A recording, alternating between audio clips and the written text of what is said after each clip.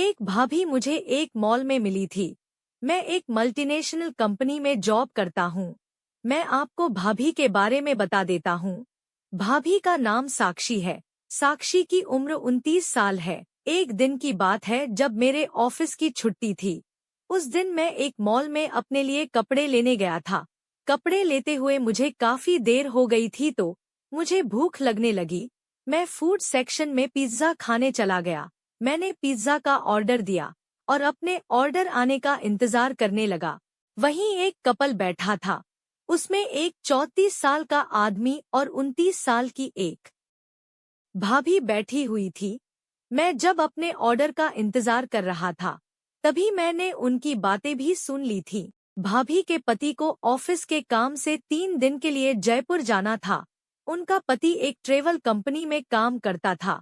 मैंने उन दोनों की काफी बातें सुनी थी तो मुझे सारा मामला समझ में आ गया था। कुछ देर बाद भाभी का पति वहां से निकल गया, क्योंकि उसे पहले अपने ऑफिस में थोड़ा काम था। उसके बाद वो वहीं से 3 दिन के लिए जयपुर जाने वाला था। उन्होंने अभी तक ऑर्डर किया नहीं था।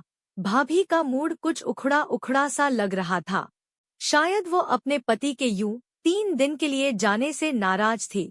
उसके पति के जाते ही भाभी का मूड कुछ और ज्यादा खराब हो गया था। मैंने सोचा ये मौका बिल्कुल सही है। फिर मैं भाभी की टेबल पर गया और उनसे हाय किया। उन्होंने भी सामने से हाय कहा। उन्होंने पूछा आप कौन? मैंने अपने बारे में बताया और बोला सॉरी, मैंने गलती से आपकी बातें सुन ली और आपके पति के जाते ही आपका मूड खराब हो गया। ये मुझसे देखा नहीं गया, इसलिए मैंने सोचा क्यों न आपके साथ थोड़ी बातें करके थोड़ा आपका मूड अच्छा कर दिया जाए। उन्होंने पहले मुझे गौर से देखा, फिर एक प्यारी सी स्माइल देकर थैंक यू कहा। फिर हम दोनों ने साथ में खाना खाया और हमारे बीच बातों का सिलसिला चलता रहा। मैंने उनके बारे में पूछा तो उन्होंने बताया कि वो यूपी के एक गांव से हैं और अभी करीब 1 साल पहले वो अपने पति के साथ दिल्ली शिफ्ट हुई हैं।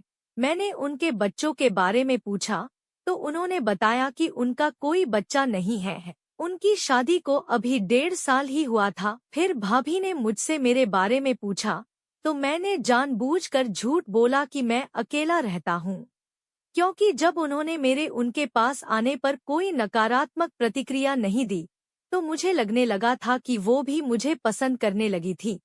मैं सोचने लगा कि भाभी का पति चूंकि एक ट्रेवल कंपनी में काम करता था तो वो भाभी के साथ ज्यादा समय नहीं बिताता होगा।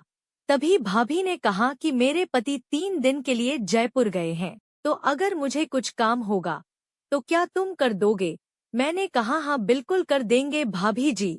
भाभी जी ने कहा क्या आप मुझे अभी मेरे घर छोड़ सकते हो? मैंने कहा बिल्कुल छोड़े देंगे जी। कुछ देर यूं ही बातों का दौर चलता रहा। मैं अनुमान लगाता रहा कि भाभी मेरे साथ कितनी सहज हो रही हैं। फिर मैं भाभी को बाइक पर बिठाकर उनके घर छोड़ने निकल पड़ा। रास्ते में बहुत खड्डे थे।